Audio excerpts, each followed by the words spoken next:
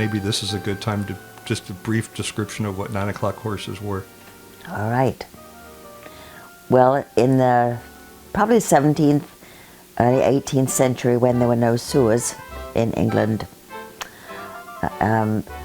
they had chamber pots, and they emptied those out of the windows of the houses, and all the detritus from the butchers and the tanneries would be just sent out into the street.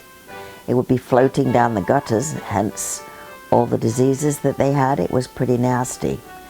So mothers would say, if you don't come in now, this is your children when they're out playing, the 9 o'clock horses will get you. I'm not sure that the 9 o'clock horses actually came at 9 o'clock, but there was a curfew. And after that came the night soil men, and they were the men from the farms, and they would pick up all the nasty stuff from the gutters and take it away in big barrels. But if there were kids wandering around on the street, children's labor was cheap, so they would kidnap them, and that's actually true. So that's the story of the 9 o'clock horses. And there was a curfew at 9 o'clock that said, get your kids in, otherwise they may be taken away.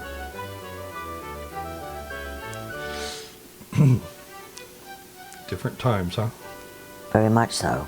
Who do you think your preferred reader would be? Looking at it from, you've gone through the effort of digging up your emotions and putting it into context with actual history, with actual dates, as we talked about earlier, and thinking of your reader. Have you thought much about the reader, or who you think the preferred one would be? A male, female, one who's more on history oriented, or?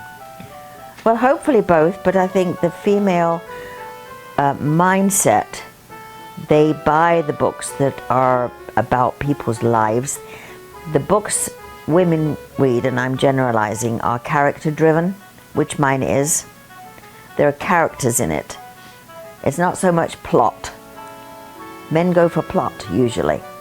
They want a good mystery, or, although there's a lot of women now who write detective stories, but generally mine would be appealing to, I think, women. And because it was on the radio, on KCIW, and it is podcasted still, I have quite a following there who will say, oh, I'd love to read it when it comes out. So they're the people that I think will be interested.